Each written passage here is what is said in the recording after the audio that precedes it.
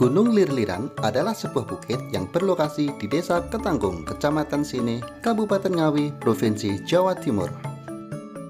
Di puncak bukit ini terdapat sebuah makam yang tertulis pada batu nisannya Raden Haryo Bangsal atau lebih dikenal dengan sebutan Joko Buduk.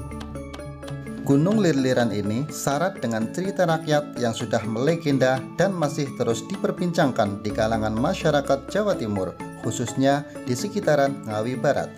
Berikut cuplikan kisahnya. Dahulu kala di kerajaan Majapahit ada salah seorang putra raja yang bernama Raden Haryo Bangsal. Suatu hari sang raja memanggil putranya untuk menghadap. Setelah sang putra menghadap, raja pun berkata, "Anakku, sekarang usiamu sudah menginjak dewasa.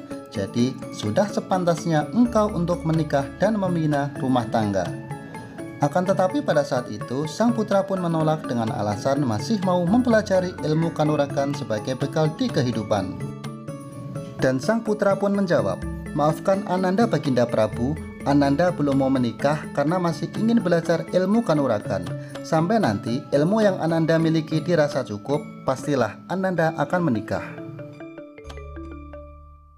Singkat cerita, betapapun sang raja terus meyakinkan putranya, tapi Raden Haryo Bangsal tetap menolak untuk menikah pada saat itu, hingga hal itu menyebabkan sang raja pun marah. Karena perbedaan pendapat itu, pada suatu malam Raden Haryo Bangsal memutuskan untuk pergi dari kerajaan Majapahit tanpa sepengetahuan ayahnya. Dia keluar dari istana ketika sang raja sedang beristirahat pada malam hari.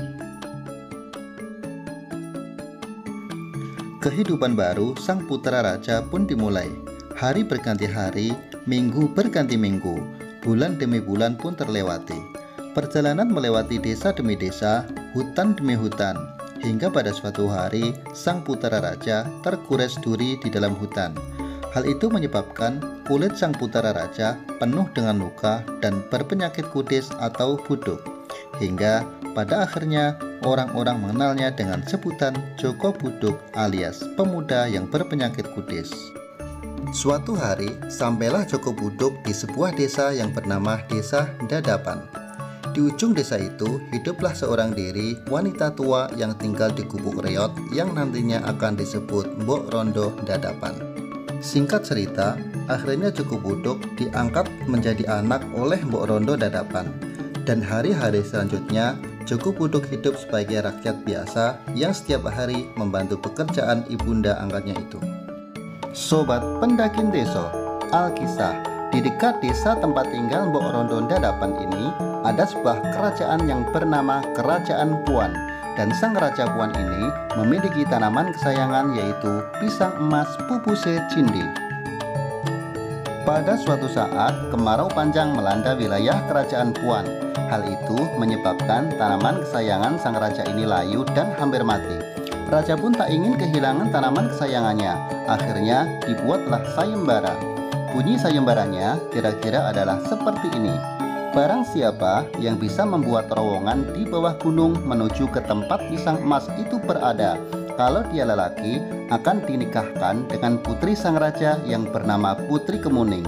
Tapi jika dia perempuan, maka akan diangkat anak dan dijadikan saudara dengan Putri Kemuning tersebut. Pada akhirnya, sampailah kabar sayembara itu ke telinga Joko Buduk.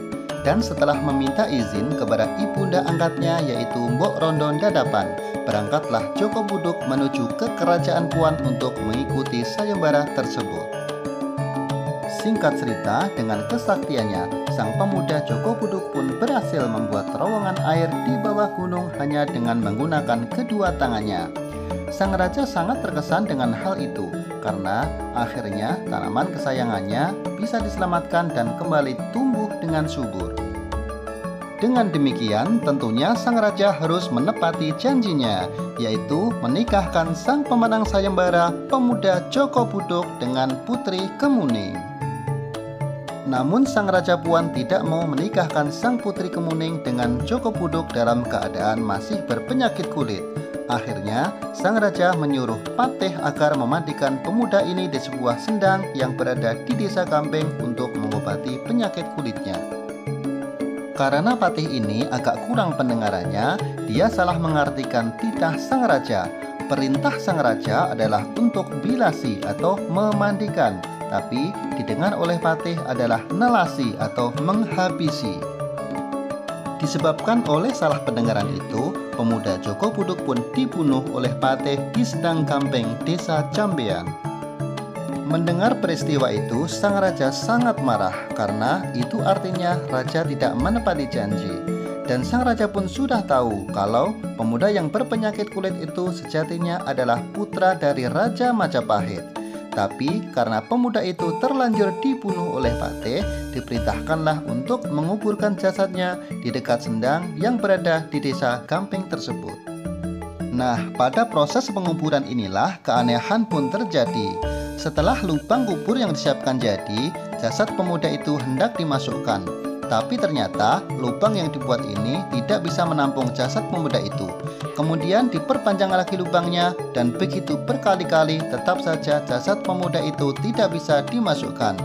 Hal ini menjadikan Patih dan anak buahnya pun kebingungan.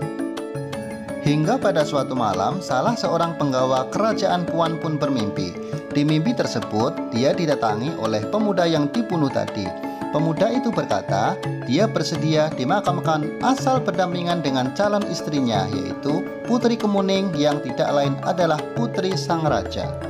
Disampaikanlah mimpi itu kepada sang Raja Puan. Akhirnya, raja memerintahkan kepada Patih untuk memindahkan jasad pemuda Joko Buduk dari sendang desa Gampeng menuju ke puncak Gunung Lir-Liran yang berada tidak jauh dari kerajaan Puan. Jadilah jasad Joko Buduk atau Raden Haryo Bangsal dimakamkan di puncak Gunung Lir-Liran.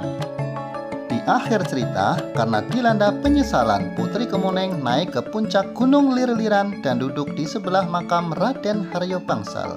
Sampai akhirnya Putri Kemuning pun meninggal di sana, dan Putri Kemuning pun dimakamkan bersebelahan dengan makam Raden Haryo Bangsal. Kabar meninggalnya Joko Buduk atau Raden Haryo Bangsal akhirnya didengar oleh sang ayah atau Raja Majapahit pada masa itu. Akhirnya dipindahkanlah makam Joko Buduk dari puncak Gunung Lir-Liran ke kerajaan Majapahit. Hingga saat ini, petilasan Joko Buduk masih bisa kita saksikan di 3 tempat ini. 1. Di Dukuh Gampeng, Desa Cambean, Kabupaten Sragen, Provinsi Jawa Tengah. 2. Di puncak Gunung Lir-Liran, Desa Ketanggung, Kecamatan Sine, Kabupaten Ngawi, Provinsi Jawa Timur. 3. Masih ada terowongan yang konon dibuat oleh Joko Buduk. Lokasinya di Dukuh Puan, Desa Tulakan, Kecamatan Sine, Kabupaten Ngawi, Jawa Timur. Sobat Pendakin Desa, demikianlah kisah singkat dari legenda Joko Buduk atau Raden Haryo Bangsal, seorang putra raja yang menyamar menjadi rakyat biasa. Terima kasih sudah menyimak sampai di detik ini. Salam budaya. Wassalamualaikum warahmatullahi wabarakatuh.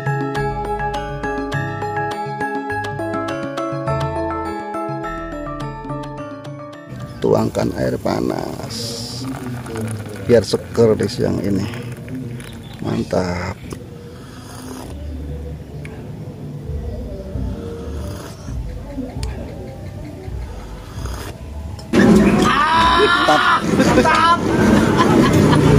Tinggalan tapi